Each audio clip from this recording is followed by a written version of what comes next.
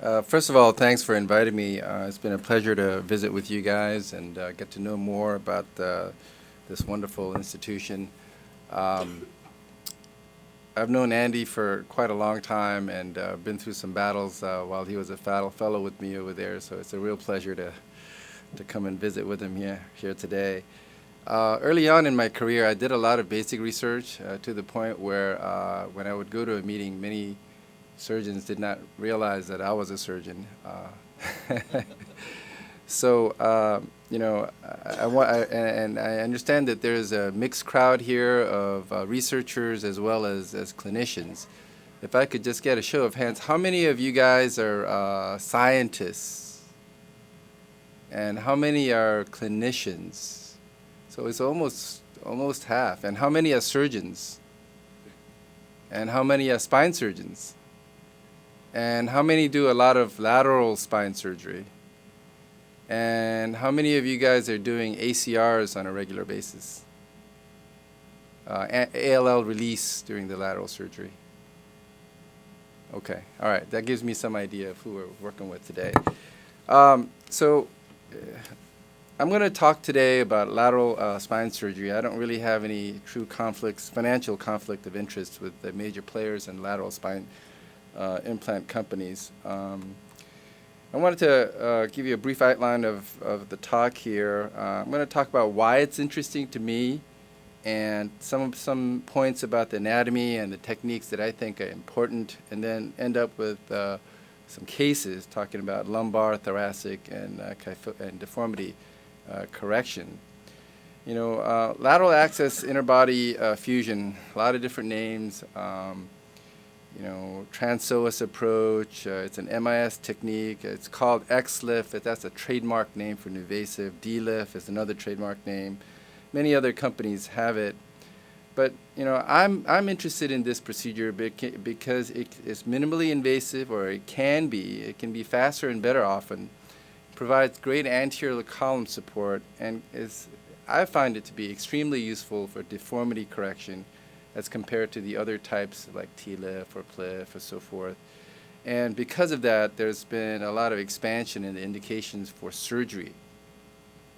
I went down to visit Pimente many years ago, and this is a patient who had a single level fusion. And if the video will come up. Oh, it's not coming up.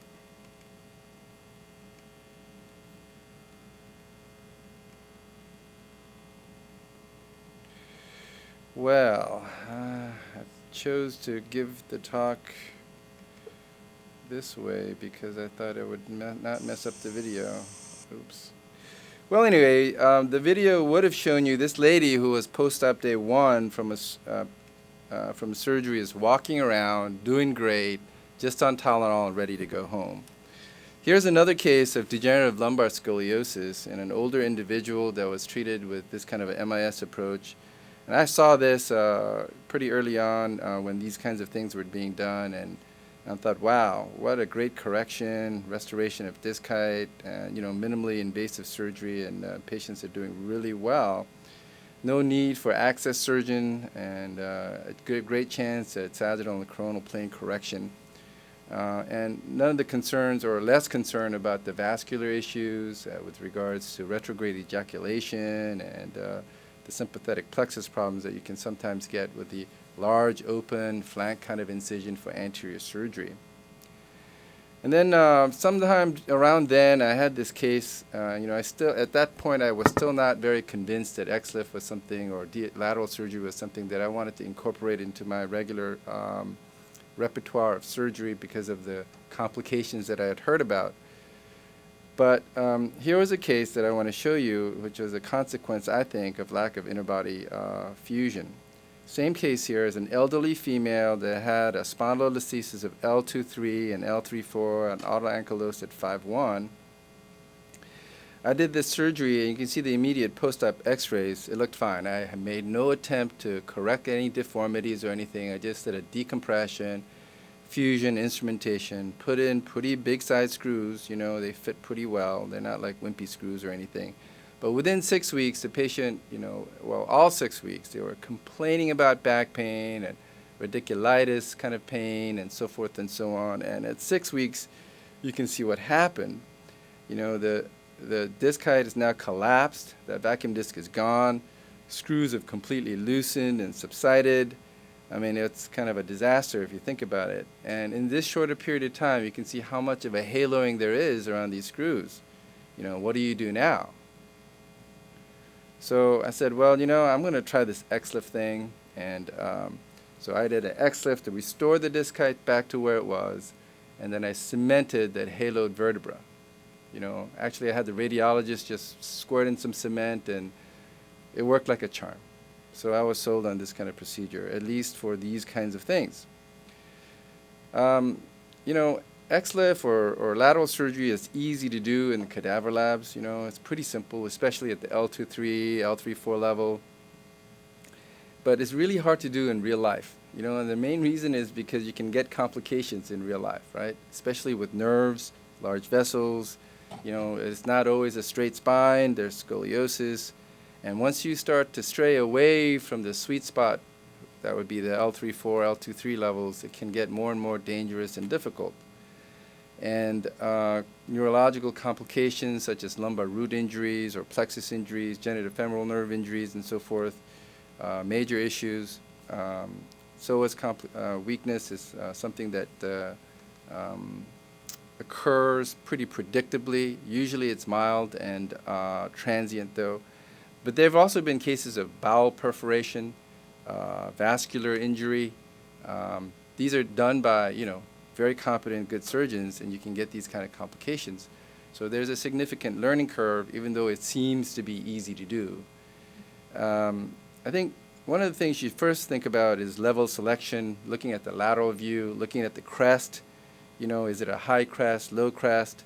And then you look at the ribs, and how low is it? You know, and this will give you a sense of which are the two easy levels to do, which you see right there, L2-3 and L3-4. Once you go above and below that, you have to be prepared to do slightly different things in your technique, such as pushing the rib, breaking the rib, cutting it, or, you know, using angle instruments to get down to the L4-5 level. You have to think about side selection. Now, it's become very popular to do lateral surgery for degenerative Scoli cases. And so you have to think, you know, to get the L4-5, it's going to be a lot easier to come in from the right side in this case than from the left side. And then if you're going to do that, then you're going to have to deal with the concavity where the disc spaces are narrow. So it's hard to get in, but certainly it's a lot easier to do from just all one side rather than trying to flip and so forth and so on. You also have to think about the fact that the spine can be rotated in patients with scoliosis, and your angle of approach is different, and the concern of getting into the bowel and large vessels are going to be different, and you have to think about that as you're doing this case. You have to really understand the neuroanatomy very well. The obturator nerve, as you can see, coming right through this way. The femoral nerve is in play. Lateral femoral cutaneous nerve. Sciatic is usually not in the way. And here's the genitofemoral coming through at around the L3 level. This is one of the studies that I first saw that explains to you where the majority of the nerve and the lumbosacral plexus is going to be in the posterior half and really the posterior quarter of the lateral aspect of the disc. And in another study, these are the proposed safe zones, these circles to put to dock down based on anatomical studies. But I'd like to show this slide here to understand that genitofemoral nerves are more an anterior nerve once you get below the L3 area, and so that comes into play more often there. And then the femoral nerve, as you go more posteriorly, especially L2, 3, L3, 4, and L4, 5, becomes a problem. And then at L5S1, you really, you know, that's a lot of stuff there in that region that you have to worry about. So I like to do this prepared for a mini open if necessary. I mean, I've only had to do that once, but you know, you might as well have them do a bowel prep before the surgery to be ready, and also cleaning out all that stool before surgery makes your C-arm visualization better. I think that you have to be very gentle with the dilator when you go in, I like to feel it. I mean, I can feel and visualize the spine by just feeling like if I was a blind person after enough experience, and can kind of push the nerves out of the way. And that's how I try to do this. And you can see that at L4-5, it's quite a bit of nerve roots and nerves and stuff that we have to worry about.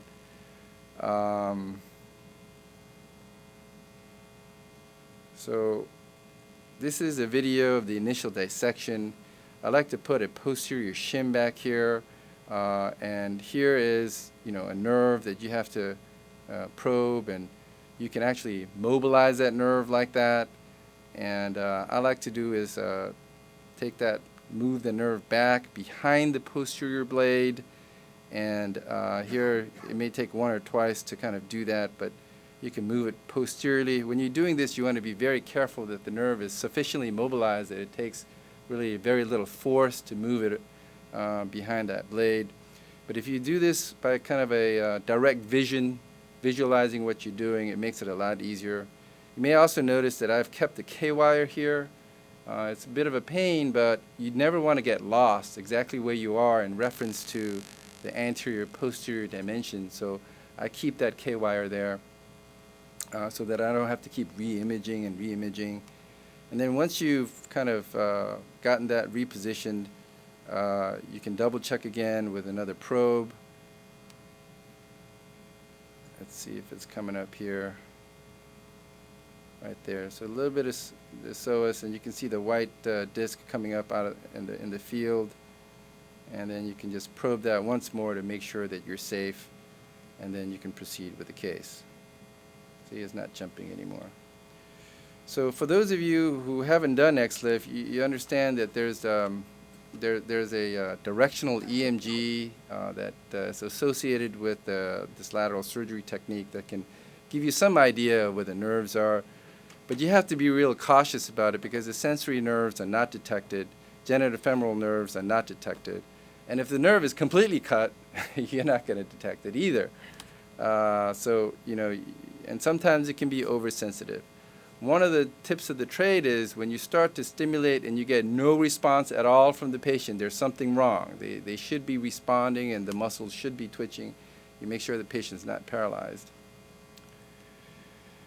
All right, so I like to do a stock shallow technique very often, especially if the warning with EMG comes in, because you don't want to trust the neuromonitoring completely.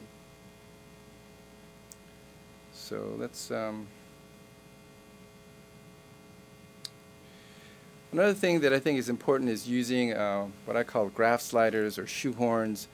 These are designed to protect the end plate when you're putting it in and prevent the end plate from being cut and weakened as you're implanting your cage.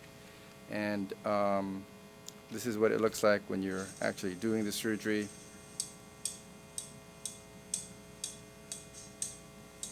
So you can see how the metal is flexible and it completely protects the end plate when you're hammering this in. Because especially for those of you who are doing standalone XLIFs, subsidence can be a significant concern. Cage size and position, the 18 millimeter anterior posterior diameter is pretty good, but I think the 22 is better if you can put it in. There are studies to show that there's less subsidence if you use the bigger cage, especially for standalone XLIFs. There are some who are using a much smaller cage that don't really hang off the rim apophysis, and those things are much more likely to subside. In terms of ideal location, typically I like to be centered unless there's some other reasons to want to do this. You have to think about the safe working zone with the majority of the lumbar plexus back here and then the anterior vessels in the front. And so there are pitfalls for being too anterior and cutting the ALL, which creates all kinds of issues and more danger to the vessels. Here's a case of one of my partners who cut the ALL accidentally, and I had to do this kind of a lateral construct to try to get out of that kind of situation. This was before we had the tabbed devices that would handle that more elegantly. You don't want to be too posterior, But sometimes you want to sneak a little posterior to get a little bit more foraminal height gain. You don't want to make the cage too tall, and that's a very common tendency, is to make the cage, really big and just jam it in there, and that leads to, this kind of a problem with end plate fractures, especially in patients with osteoporosis. You want to be very, very careful about that. Again, the shoehorn, I think, is a good idea. For those of you who are using BMP with this kind of a system, you got to know that over-concentrating or having too much BMP on an open cancellous area will lead to a lot of lysis kind of situations. It's been shown in this kind of a sheep model in a very controlled system, but also shown in clinical studies. So you want to be very careful about that, BMP osteolysis. I'll go over some cases now so that we have, yes?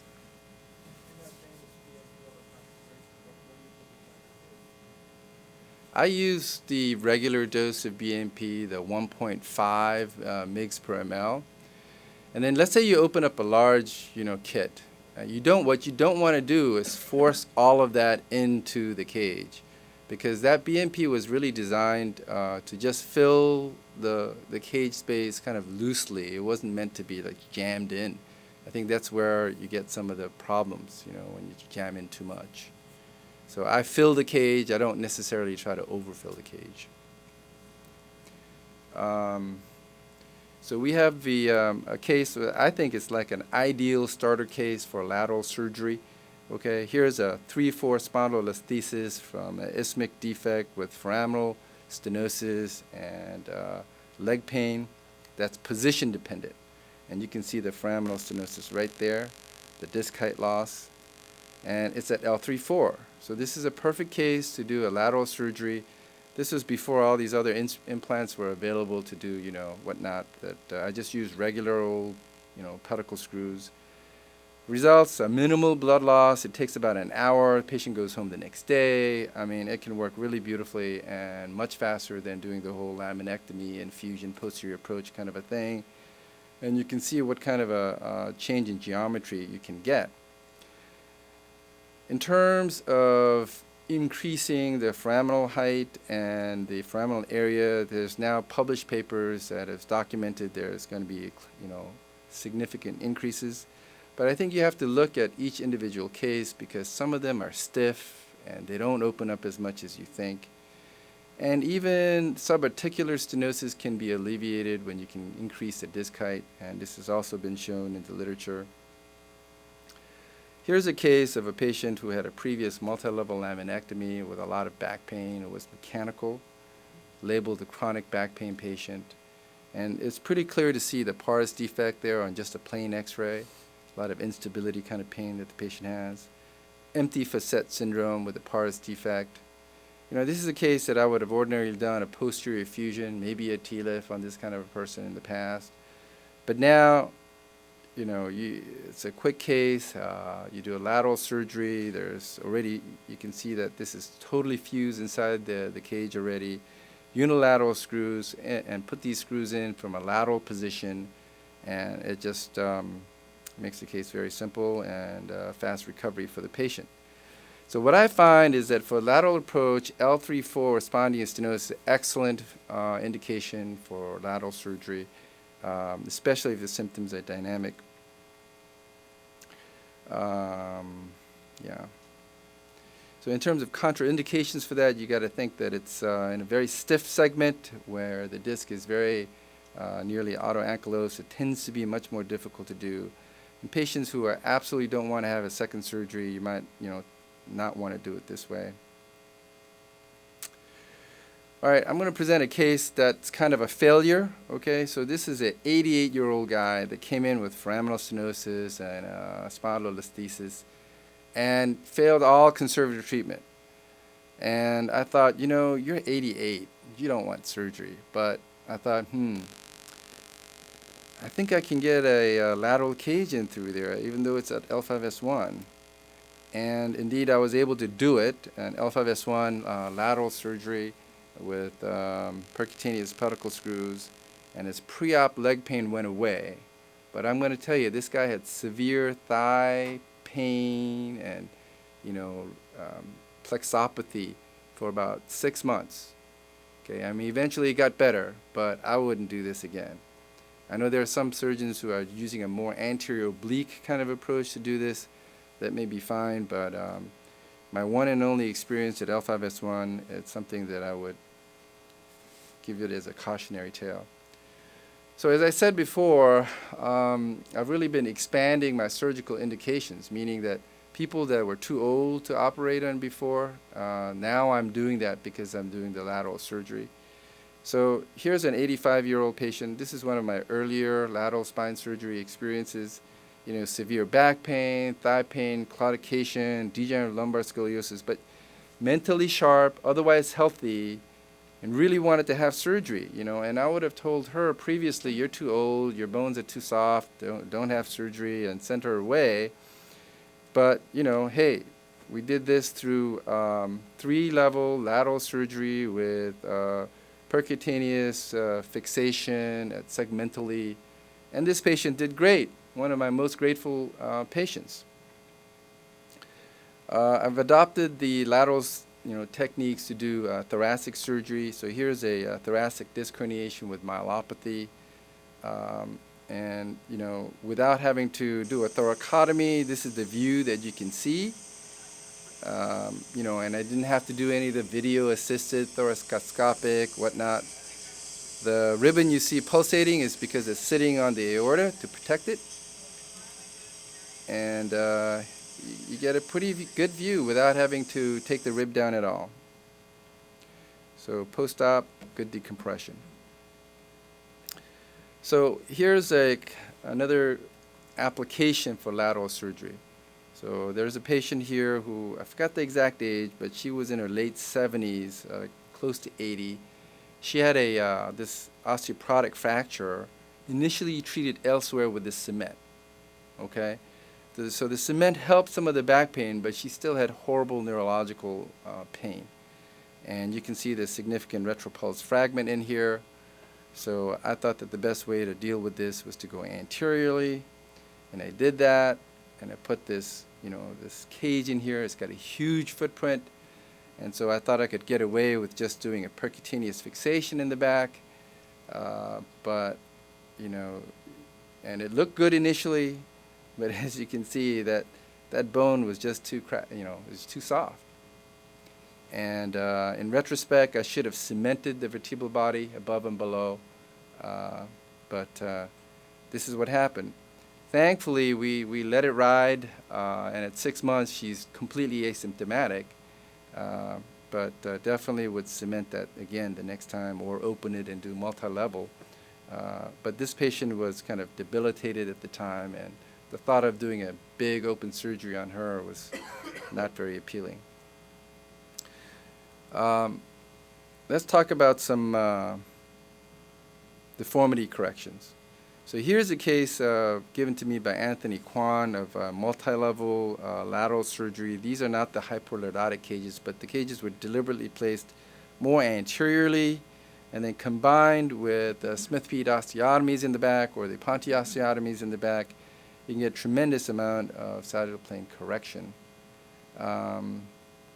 Lately, I've been doing more of these ALL release kind of surgeries. So here's a case of a patient with relatively mild flatback, okay? So you can see that thoracic compensation was enough where the patient could stand relatively straight, but there was clearly not enough lordosis in the lumbar spine.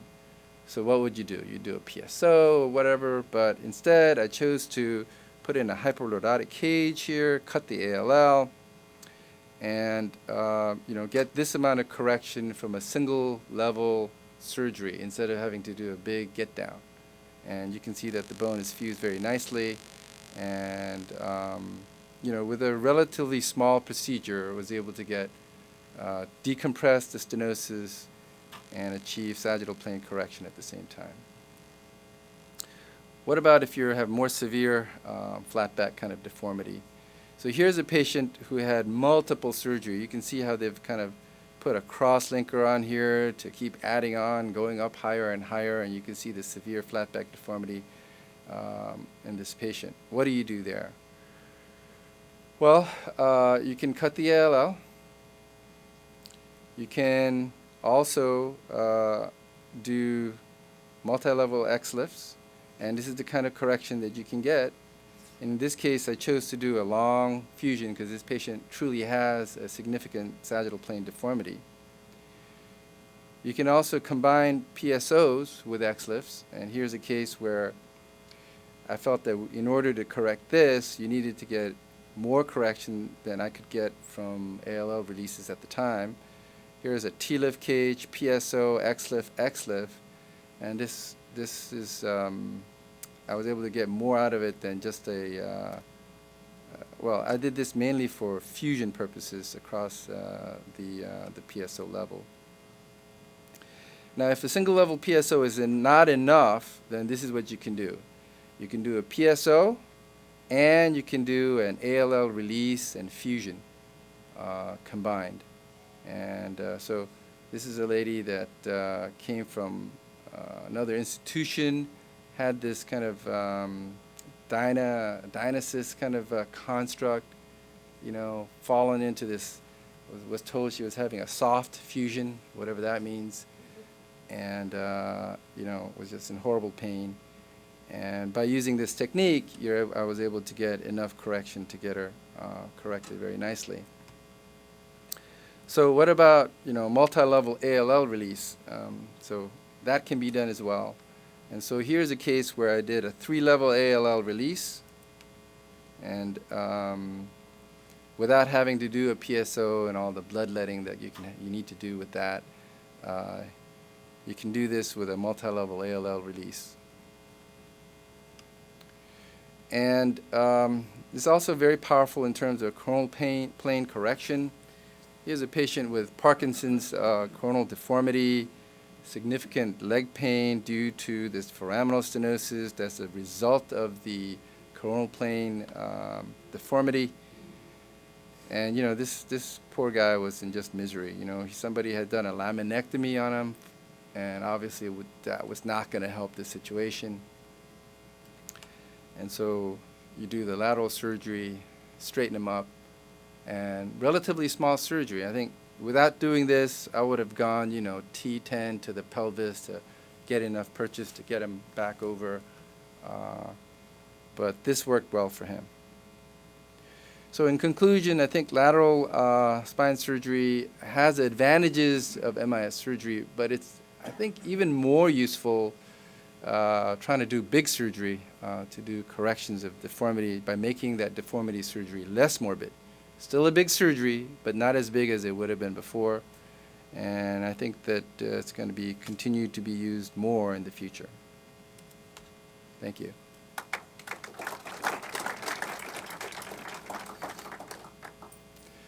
Yeah. What size cage do you normally use when you're doing lateral surgery? I generally try to get to a 22, but rarely any bigger, even though there's a lot of literature to say that, you know, try to get to 26, 30. And then what do you generally tell your patients preoperatively in terms of what their postoperative pain symptoms are going to be? I usually just tell everybody that they're going to have psoas pain and maybe a little numbness in the thigh, just so that they have that mindset, and then if they don't, fine. But, you know, the psoas pain seems to be like a nagging thing in a lot of patients, even if you try to limit the dissection, I find. Yeah, I tell everybody that they're going to have some psoas weakness right after surgery, and that the leg will feel dead when they try to pick it up, and then but that it'll get better. And I think in the vast majority of the cases, it does get better, you know. And the thigh numbness is pretty common, but again, that typically gets better, and if there's some residual numbness, you know, it's not a big deal.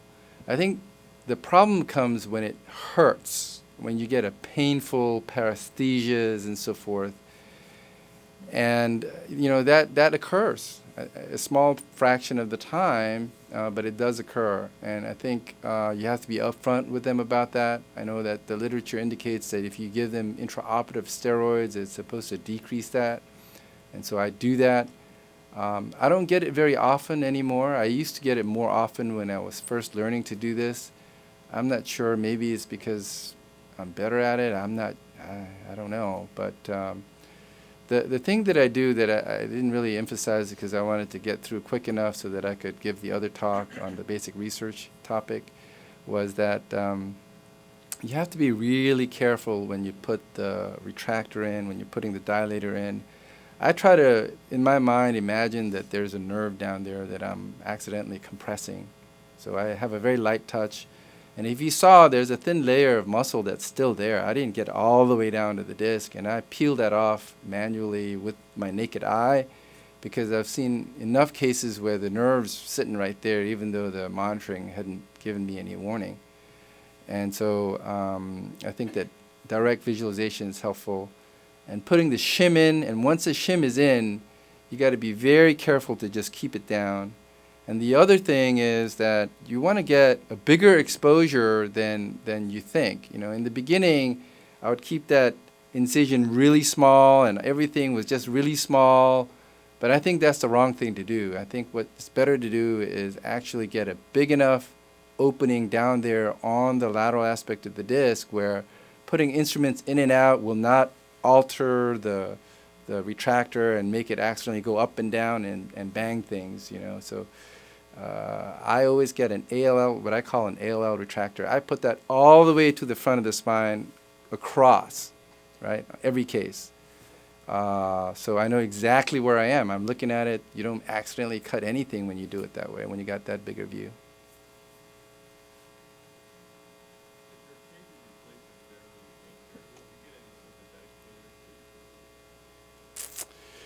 You know, I've gotten that maybe a couple of times in terms of, I wouldn't call it irritation, but, you know, the patient noticing that leg is warmer, the foot is warmer than the other. And for the residents, generally, it's like one foot, the unaffected foot is deemed to be cold, right? That's the affected foot is warm, and the unaffected, they don't know that it's actually this sympathetic issue. But, you know, it hasn't been a big deal for me. Yeah, typically within about a year, it's resolved, and it's not a problem. In the back? It's also been true with ALIF and wedge-shaped cages is that you can get a lot of correction through the disc space, almost sometimes comparable to a moderate PSO with much less morbidity, mortality, blood loss, and nerve injury. So, you know, I think that's an important thing to remember when you're looking at these cases and deciding how to proceed. Right, I agree. The other thing is that, you know, things go in waves, and everyone is XLIF crazy right now. But, you know, the anterior approach has also changed such that at 4.5 and 5.1, we don't cut the muscle, as you know. It's a smaller incision. With the on-cue pain pump, there's very little pain. So I think when you're thinking of going to the psoas in a potentially risky area, you don't forget that there's non-muscle damaging anterior approaches as well. And, you know, also very good correction with very easy ALL release. Right, that's a very good point. And for a lot of these cases, I'll do an ALIF and then flip them and do the lateral surgery. You know, I do my own approaches, so I can do a 5.1 and then a 4.5 if I need to, you know, if I think that it's going to be difficult or dangerous coming in from the lateral side or the pelvis is too high. I'll just go ahead and extend my ALIF incision at 5.1 and do the 4.5 and then flip and do the other levels that way. Yeah, Tim, James. I think I heard you say there's very few prospective random trials on these procedures. Do you have any plans to change that? Or why do you think that is? Well, that's just the nature of surgery. You know, there's not a lot of randomized prospective studies. But I know that, I mean, there are going to be case series that are going to come out, and they have come out first. I think part of the problem about doing RCTs in surgery is that surgeons get excited about a particular procedure and don't want to randomize, and the patients don't want to be randomized either. So it's going to be really hard to do. I think the best that we can do for a lot of the kind of situations that we have in spinal surgery is that we'll have to have cohorts that are comparable and compare them.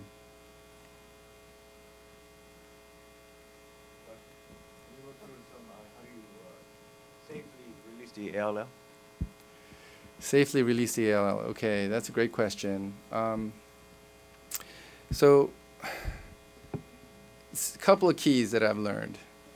First thing is that I always put in a retractor all the way across. So I always did that anyway, so I can see where the ALL is, and I can cut it under direct vision at all locations except for on the anterior far lateral side. Okay? But what I do is I do a regular, like an XLIF procedure in terms of cleaning out the disc and initial incision and all that stuff, cleaning it all out. Size it. Once it starts to get stiff, that's when I cut the ALL, right? And then I cut everything except for that far lateral corner where I have it just thin, because I don't want to blindly cut that. Then once you put in the hyperlordotic cages and start, increasing the height, then it rips the last bits of the ALL while you're doing that, and then you're good.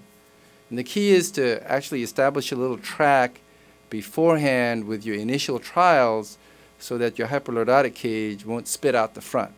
Like if you see my earlier cases, they're like very anterior, those cages, So, but my later cases, they're much more centrally located because I was very careful about that order. Okay, any other questions? Great, thanks guys.